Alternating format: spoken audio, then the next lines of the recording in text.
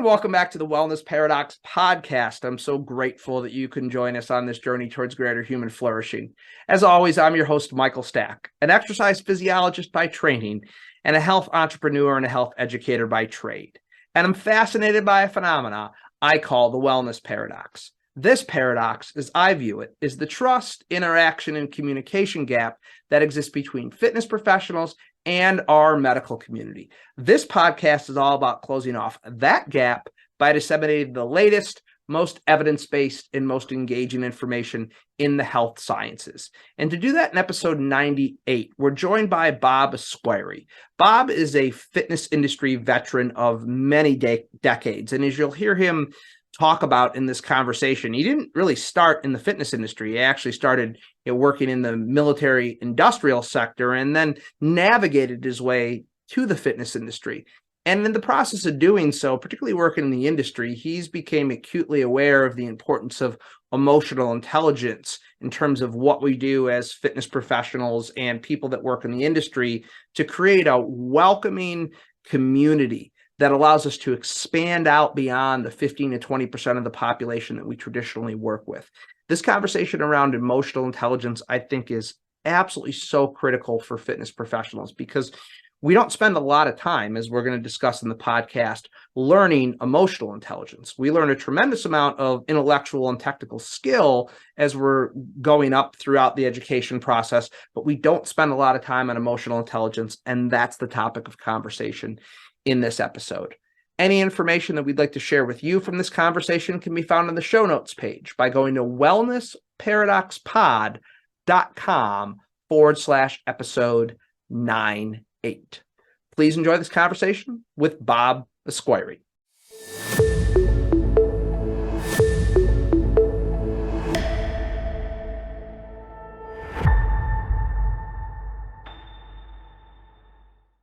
Today, we're delighted to be joined by Bob Esquerre. Bob, thank you so much for joining us. My pleasure.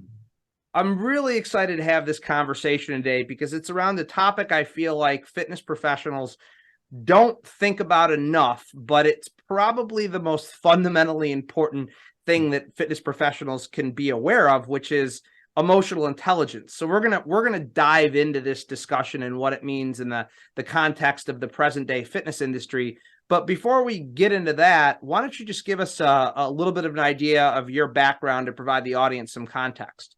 Okay, so my background, for lack of a better word, is strange, very strange, and here's why. I had this desire to get into fitness, so when I graduated from Brooklyn College, graduate school, Queens College, McCardle was there, exercise science, top of the nation, ready to go. As I'm filling out the paperwork, I feel a tap on my shoulder. It's my grandmother, my maternal grandmother. Now, she came over from India, her people, as indentured servants for the British Empire to the British West Indies. So she was always specific. You have to have education. You have to have knowledge to make money. Okay. So the conversation is, I hear this thing you're going into is fitness. Can you make money? Here's my grandmother. I said, well, yeah, it's a new field. And I think I can do it. What do you mean you think you can do it? Well, it's brand new, Grandma. No. You have to get an education where you can make money. And this fitness thing, this fitness mess does not sound like that. So you can't do this. So now I'm coming from a patriarchal/matriarchal family. When grandmother speaks, I have to listen. So I said, exercise science, tear that up. McCardle, tear that up. I still go to graduate school, but I have to do business and finance and accounting. Grandma's happy. She's happy. I'm happy. She threatened to hit me. For punishment. That's how she was raised, but everything was happy. So I went to graduate school, graduated. Then I said, okay, I better get a job fast, and I better make money because my grandmother's watching me. So I get a job as a management training candidate at Grumman Aerospace in New York City, of all places. Here I am in the 70s, and I'm going into the military industrial complex. But I had to make money because my grandma was there. So I go to Grumman.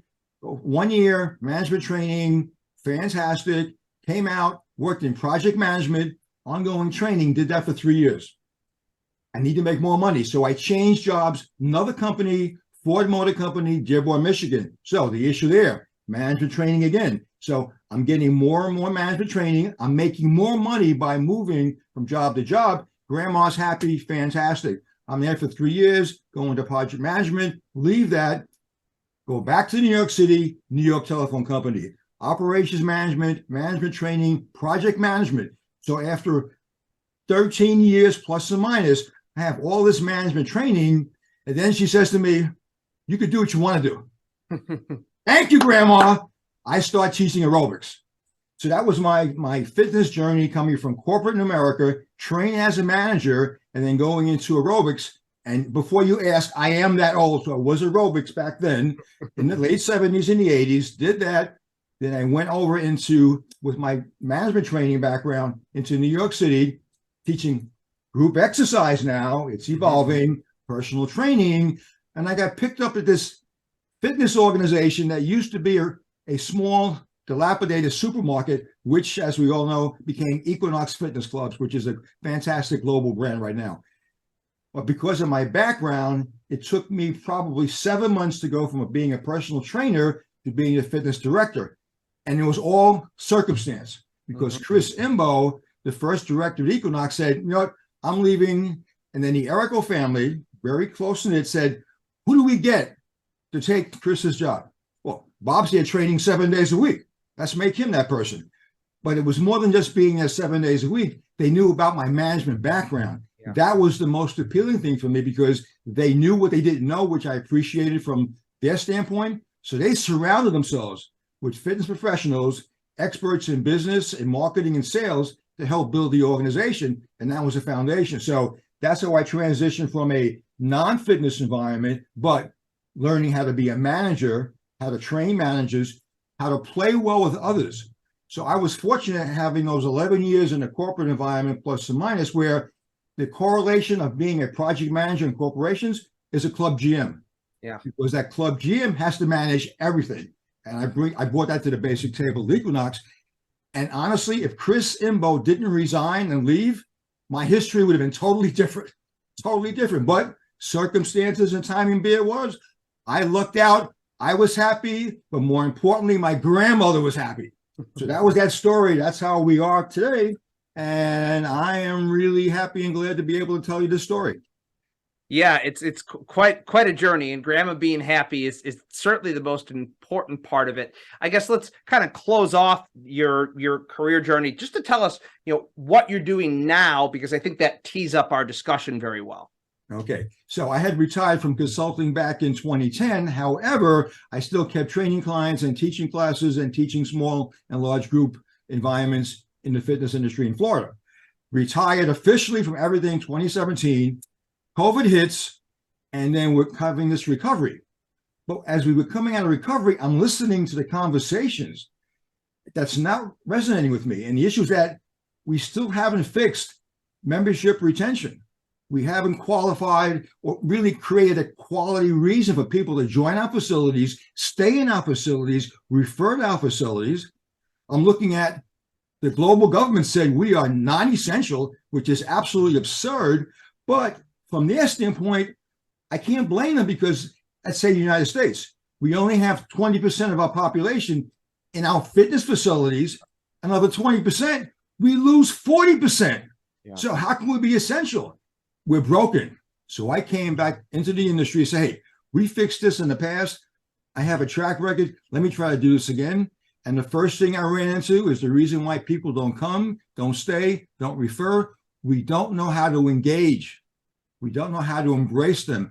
We don't know how to make them feel comfortable, feel wanted, feel safe, especially if we're doing a paradigm shift from fitness only to health and wellness, because health and wellness has a different type of expectation, and the consumer is much more demanding, but the consumer really is looking for someplace that's safe, engaging, is comfortable, it's inviting. So now how do we make that happen? And that's why I'm here today. Yeah, and that tees up our discussion of emotional intelligence, very nicely. It's very interesting to listen to your background coming from, as you said, the military industrial complex to Ford, these organizations that, I don't know, the first thing that comes to my mind isn't necessarily emotional intelligence. And then you've navigated your way into the fitness space, and you realize this is an important area for us to be focusing on. So expand what you just said a little bit more. Why is this the secret sauce that allows us to get to that other 80 to 85% of the population? Okay, I'm going to start this off with a story, a brief story, and the story has 10 components. Our audience, I'm hoping that this can resonate with them. Think of the new group exercise instructor, brand new, coming into a facility, no experience, no track record. So here are my points. Number one, this person is brand new, but has a format they want to teach, number one. Number two, the students do not know us at all. And when I say us, that was me. That's how I started up in the business. Number two. Number three, they give us that look. And that look is, who is this person? And if you look at it, depending on where you're at, Boston, New York, maybe in South Beach, it's worse than who is this person. They say something else. We won't talk about this in the audience now. We also say that these folks have different skills. They have different personalities. They have different personas. They have different sweet spots. They have different needs, goals, objectives. But in the middle of all of that, they want a great experience that they expect us to deliver first time. We also have to recognize that they want to be treated like individuals, but they want to belong to something. Individuality, belong to something that's a class that's day specific and time specific. So we have to adjust and be able to address that. We also have to look at, they want to be motivated, they want to challenge, they want these great results, but more importantly, they have to have fun. So as I set that tone, I'm walking in brand new, but I'm going to crush it. I'm going to kill it. I'm going to make it work, and they're going to love me. They're going to come back. They're going to stay with me. They're going to refer to me. But how was I able to take that diversified 10-point mess, for lack of a better word, to make it a cohesive, unified team? That's how we do emotional intelligence. When people ask me that, I think about Group X. And here's the irony of it. We do that so well, but it's probably the most unrecognized and most unrespected skill set from club owners and studio owners that we bring to the table. Oh, you're just a Group X instructor. What do you know? Without us, they're not coming in. Without us and our skills, they're not going to stay. But more importantly, without us, they're not going to refer. So what happens if I take that success of the Group X experience and expand it into the entire club? Mm-hmm. So how am I being used as a Group X instructor? How are my personal trainers being used as fitness professionals to help create a culture, a community, a sense of belonging, a sense of feeling safe, engagement, of trust? That's the challenge. So the ingredients there, but without the respect from the owners and the executives and the management team, that's why we're looking at 40% attrition rate, which we have to fix. Number one. Number two, we look at, this may be good for the fitness side, but the health and wellness paradigm shift needs what we bring to the table. Absolutely. Yeah. And, I mean, a large part of this is, as you said, it's trust, it's safety, it's making that environment, more welcoming. And I think it's challenging for managers and executives with emotional intelligence, because it's easy to measure intellectual intelligence. You can give someone a test, you can assess their skills, but the soft skills are a little bit more challenging to measure, but they are fundamentally the things that not only get people through the door, but keep them coming back.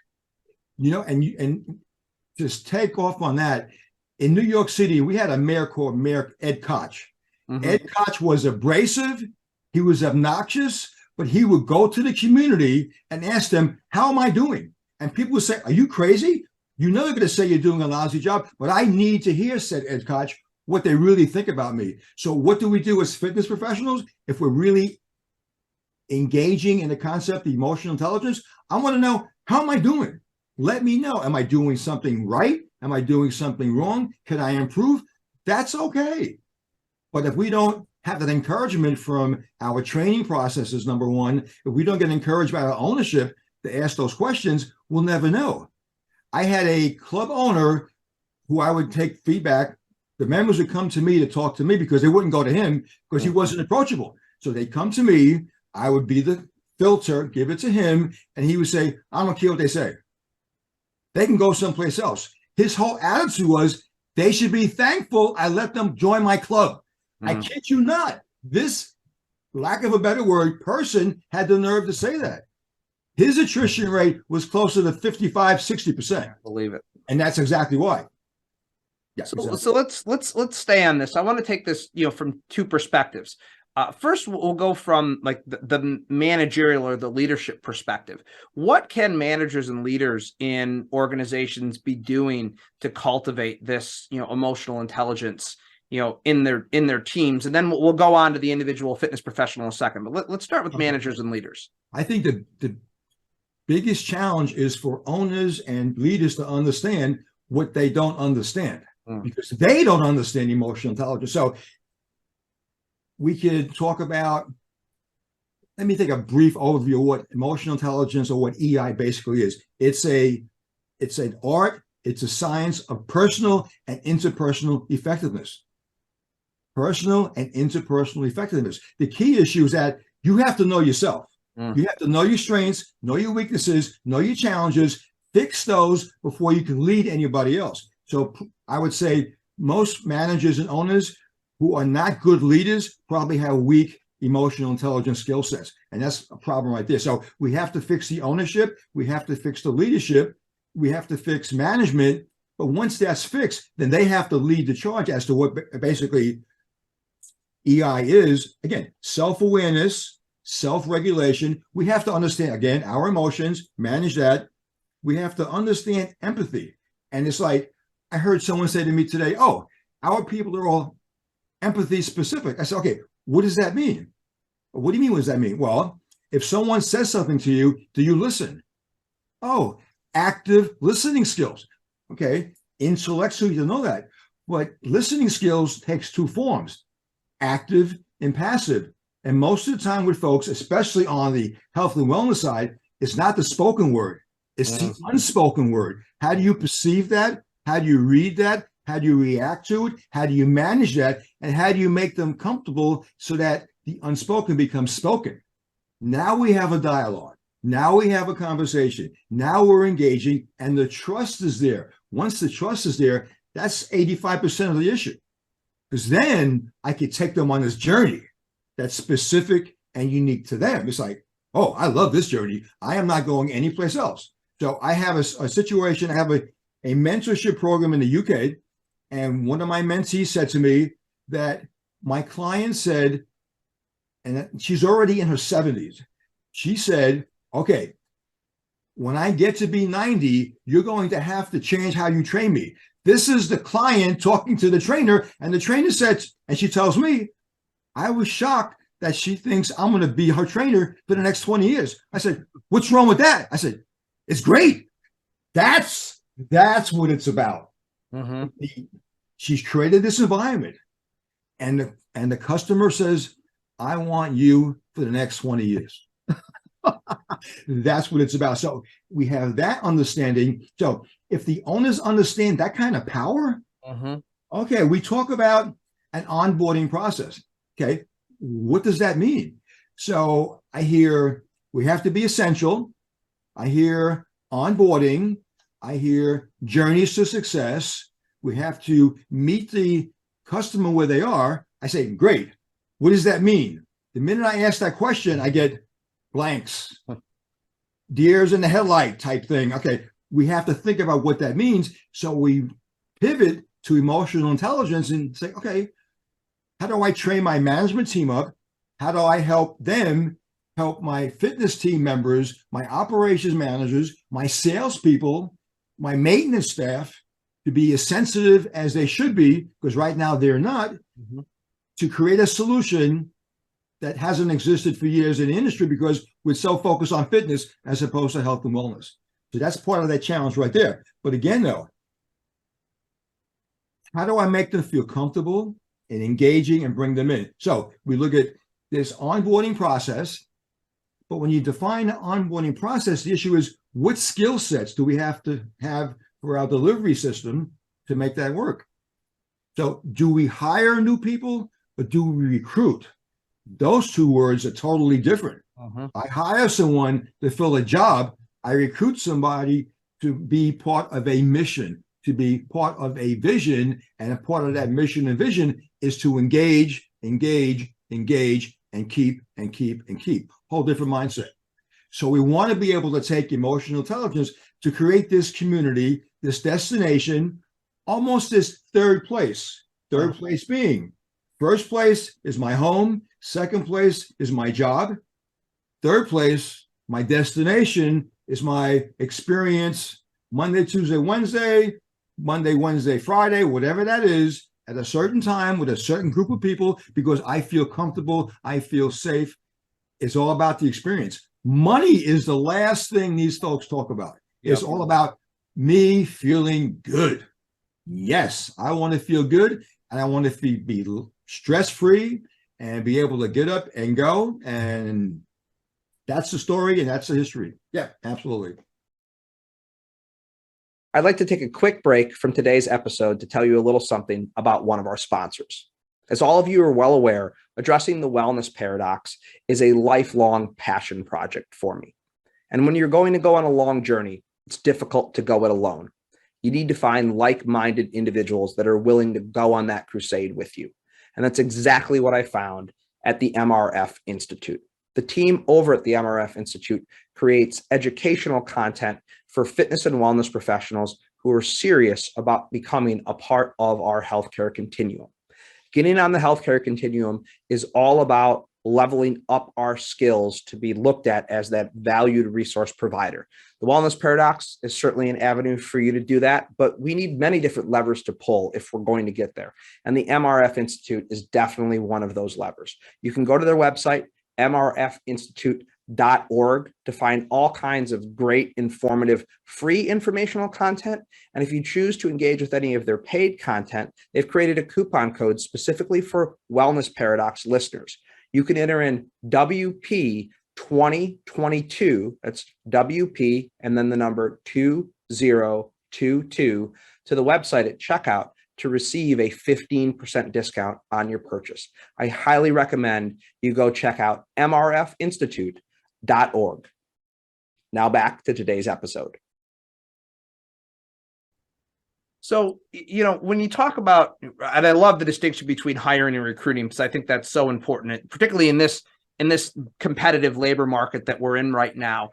If you were to talk to, the managers, the owners, and the people that make the recruiting and or hiring decisions, how would you tell them to approach, finding and sourcing candidates with, strong emotional intelligence? Is there a vetting process you recommend? How did you go about that when you were in your roles? Okay. I used to work for Wellbridge in Minneapolis. I had 8 clubs in my empire. And when we had to recruit, people never got to me first. I had all of my managers, my frontline managers, they knew what the expectation was. So they did the first round of interviews. So I would have 8 managers. I have 8 different offices set up. Every candidate would go through 8 interviews before they came to me. And if they didn't pass those 8 interviews, they never get to me. Yeah. So the screening vetting process was comprehensive. And my team in Minneapolis was so strong that they're recruiting for their own needs. But if someone didn't fit into their model, they would think about where this person could fit in to the other 7 models. That was my team. So we would cross promote, and we would basically interview, not just for our own club, but for the organization in general. Yeah. And they would move around. So whoever made the shakeout, they would get to me. But those who came to me, they already were vetted by 8 different people. So it made absolute sense. And again, I did an opening presentation. It was a what we call in the theater a cattle call. Everybody comes in. I would do a 20-minute overview. I'd break them up into 8 groups, and the cycle would begin. And whoever lasted, they were the best of the best, because they survived. And it's like, but Bob, that takes too long. Yes, but look what I'm trying to do. I'm trying to make the right match, the right decision to fit these folks into the right environment where they can succeed, the club can succeed, but more importantly, the customer's taken care of. And that's key. Was there a quality when they got to you? Because they get to you, they go through that process, right, and then they're sitting in front of you with all your experience, and presumably it's a competitive, job environment. Was there a quality more than any other that you were really looking for? I mean, you could simply say emotional intelligence, but I mean, could you even be more specific? Like, was there Exactly. Their ability to have a conversation, their ability to look me in the eye, the ability to agree and the ability to disagree, but defend the disagreement. And if they can convince me, or even if they didn't convince me, it was how they did that. Because at the end of the day, when they interface with my customers, all customers are not always right. And there are some challenges. How do they manage that? How do they manage their emotions? How do they manage the customer's emotions where they win as my employee and the customer wins as my customer? It's almost as if it's a no-win scenario. Right. Everybody wins because everyone feels comfortable. They had a chance to talk, to dialogue, to interact, and no one felt bad. Yeah. Okay, they didn't get their point across, but nobody felt bad. They had their opportunity to articulate their position, and all of a sudden, you know what? I want to work here. And you know what? I want you to work here. Yeah. So all of a sudden they win, I win, and now I have to give them a career path that'll keep them with me as opposed to churning and burning people, basically. Yeah. Yeah, which that's actually another interesting discussion that we could have. Yes, but not for today. So let's flip the script for a second, Bob. So we just talked about from the leadership, and the managerial level, but a lot of our podcast listeners are young fitness professionals earlier in their career. And I know when I was very early in my career, I graduated from the University of Michigan. I had all this technical knowledge, and that was the focus of my academic experiences. I learned, technical cognitive knowledge and skills. I was never really taught emotional intelligence. And so it's not unlikely that there are people that are listening to this right now that are going, great, I agree, emotional intelligence is important, but where do I start? Like, where does a young fitness professional start in terms of cultivating their emotional intelligence? Okay. And this is a very sensitive point with me because for years, I've talked to various agencies, and I'm not going to name any names. There's no point in doing that. But the issue is that why can't we, during the course of candidates going through a certification process, parallel the science with the soft skills? Yeah. The yin and the yang together. And the responses across the board have been from the agencies, well, that's not our mandate. It's like, okay, but that's our customer mandate. We need to be able to say, okay, you have all the science, but if I can't deliver it, so much for the agency mandate. At the end of the day, it's not about the agency mandate. It's about the end user. Yeah. And us getting results for the end user because we're able to engage them and embrace them and convince them to do something that they may not want to do. But how we do it in terms of convincing them will be success or failure. So I've met, I can't even count, thousands of fit pros who are highly intelligent, competent, multiple certifications, degree in the field, and they can't talk. So here's a story. I'm at a wellness facility in Cincinnati. I have a top trainer from Credentials. He has multiple certifications, multiple certificates, brilliant. He comes to me one day and says to me, Bob, why can't I get clients? And I say to him, because you're not approachable. You're so smart and so intelligent that people feel they can't talk to you because you'll talk down to them. So how do I solve this, Bob? You're coming to my spinning class on Wednesday morning at 9 o'clock. And I'm going to introduce you to some people and we'll see what that goes. So this is on a Monday, the conversation. So we're going back and forth and he's self-reflecting, ask me some more questions. He shows up 9 o'clock on Wednesday for a spinning class and he has his outdoor cycling helmet. And he probably rode here from his house. He sets up his bike. He gets on his bike. We start the class. He's riding on the bike with his helmet on. Everyone kept pedaling and turned to him and said to me, Bob, what's going on here? Oh, everyone. That's our top trainer, Aaron. But why is he wearing a helmet? So you can notice him. That presentation he gave with the helmet on made him look so ridiculous that he appeared human. Human. So 25 people met him within 1 hour, talked about him in positive terms, crazy terms, for days. His book starts to build up because he's that crazy guy who took the helmet and wore it in a spinning class. It's something as ridiculous as that saved his business. And he just let it go. because he just said, I have to make fun of myself. Mm-hmm. I have to let people see how vulnerable I am. It worked. I tell this story all over the world in different languages because it worked. And all of a sudden, he just built his business and he's making all kinds of money now. So it's something as absurd as that, because he had to tap in his emotions, which he held close to the vest. He let it go. Yeah. He looked ridiculous. He felt ridiculous. He let people laugh at him, which made it work. Made it work. Absolutely. You said something at the beginning of that, and I want to make sure I point it out for our audience.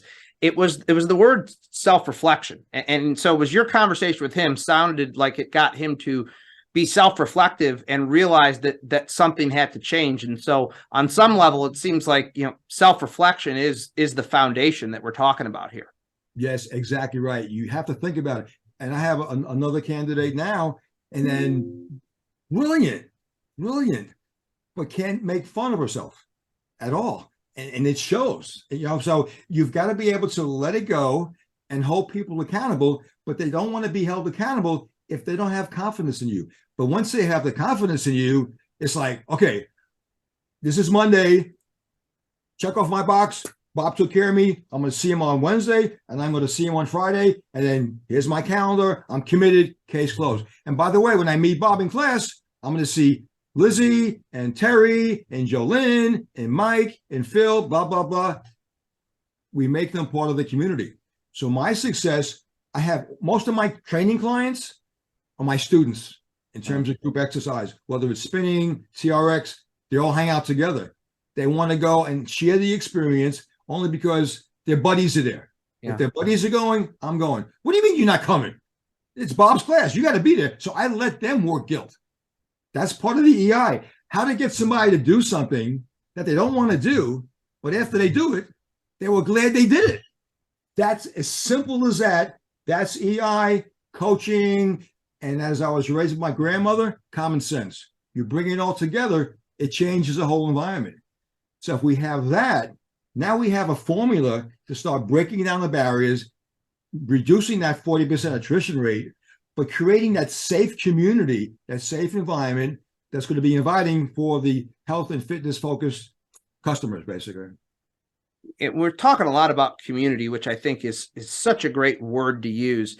Just touch real quick before we bring this to a close on kind of the unique aspect of community that now exists after COVID. I mean, we were in this situation where we were, locked down, kept away from our friends and our family. Our facilities were shuttered, and this whole new industry segment cropped up, the virtual, fitness space with, the Pelotons and the mirrors that were doing a lot of the things that we did technically, but didn't have the community element to it. No matter how much a leaderboard tries to work on Peloton, it's not the same thing as being in a class. So do you feel like community is more important, to people post-pandemic than maybe it was pre, just because of what we went through? You're absolutely right, because the issue is that once you lose community, you realize what you lost, and now you're craving for it. But the craving is more important now, because people, even the fitness folks, they found themselves vulnerable being in isolation. So they're driving the charge as well. But then we have the folks who have health issues and wellness issues, so it compounds that. So part of the solution of getting people healthy and well is camaraderie, having a purpose. My mother, she's 92 years old. Don't tell her I said that, by the way. Her goal is to walk out of her apartment. She has to go up a 45-degree incline in Manhattan. So she gets it out to the door, takes a deep breath, and she moves. And she doesn't stop till she gets to the top of the hill, because she knows when she gets there, she's going to hold on to the fence and say, I'm alive. Thank God for that. and she does it 4 times a week. And we laugh about it, but that's her goal and objective, to feel comfortable. Now, she doesn't belong to a gym, but her community is her gym. And that wall is the instrument that she uses to make sure I'm going to walk up there, but the wall is there if I have to grab it. But when I get to the top, that's my destination. That's my goal. That's my kudos for the day. Now I can eat butter pound cake. If that works for mom, it works for everybody else. Absolutely. That's great. Yeah, no, I think you're so right. You don't realize how important it is until it's gone, and that's what the pandemic has brought us, that appreciation. Bob, this has been a great discussion, and I feel like a very unique way to look at our role as an industry, particularly when you're talking about transitioning from just the more fitness space to the broader health and wellness space. Where can people go if they want to find out more about you and the things that you're doing? Okay, I think the challenge is it's not so much about me per se, it's about where they want to go with their careers and their profession. And they have to define for themselves what constitutes success for them. A lot of folks, majority of folks on the fitness side, fitness, health, and wellness side, they want to help people and make a change in somebody's life and impact their lives. To be successful, this whole EI thing is absolutely critical. And it resonates differently with different generations. So in my generation, and again, baby boomer, we had to be able to deal with people and negotiate with people to get results done. I look at LinkedIn as an app. On the LinkedIn platform, they have a whole series of webinars and classes on emotional intelligence. Very cost effective to start the conversation, to start the dialogue. I am also on LinkedIn as well. If they want to reach me on Facebook, I put together several platforms where fitness professionals who want to build their career and start blending as a fitness hybrid, group exercise skill sets, personal training skill sets coming together. You can find me on Facebook as well. And the challenge is no one has the right answer, but if you want to learn, you will be able to find the right answer. And there are enough of us out here who want to be able to offer that as well. The fact is I'm in the States forever, but I have a group in the UK. Right. And I'm building my group here, but some of the folks who may be based in the United States are starting to interact with folks overseas as well. So the industry is global. Fitness, health, and wellness is global. Solutions are global. So again, to the extent that we work together, it's sitting right there in front of us. Just reach out, touch someone. We're here. Our job is to help you. Amen to that. I will link up to you on LinkedIn as well as on Facebook, so people have a chance to connect with you directly. But as you said, there are resources out there if you're willing to put in some work and to look for them and learn. They exist. So, Bob, last question and the podcast on. I'm always love asking this to industry veterans because you've been around and you've seen so many things throughout the years. I consider the wellness paradox to be the gap that exists between physicians and fitness professionals. Based on what we're talking about today and getting beyond that 20%, closing off that gap is really important. If you could talk to the fitness professionals out there and give them one piece of advice to close off that gap, what would it be? We need to convince the medical practitioners how good we are. And if we don't do that, then we can't expect them to come to us. And honestly, as you have that conversation, which I've had with practitioners for years, they're leery to send their folks to us because they're not sure how well trained we are. Now, in their defense, in terms of the medical practitioners, we've lost because of COVID. A lot of folks with experience have retired from the industry. So those folks have a track record and a reputation that's very credible. So now we have to start over to reintroduce the skill sets of a great fitness professional to take the handoff from the medical practitioners to continue that journey to success. The handoff has got to take place, but we have to have mutual respect and understanding as to where their practice begins, where it ends, where we begin, and where we end. And again, just take those folks to the end result, which is whatever their goals from a health, fitness, wellness standpoint happen to be. Awesome. Bob Esquerre, thank you so much for joining us on the Wellness Paradox. I appreciate it, Mike. Thank you. Well, I hope you enjoyed that conversation with Bob as much as I did. If you found it insightful and informative, please share with your friends and colleagues. Those shares make a big difference for us. Any information we'd like to share with you from today's episode can be found in the show notes page by going to wellnessparadoxpod.com/episode 98. Please be on the lookout for our next episode when it drops in 2 weeks. And don't forget to subscribe on your favorite podcast platform. Until we chat again next, please be well.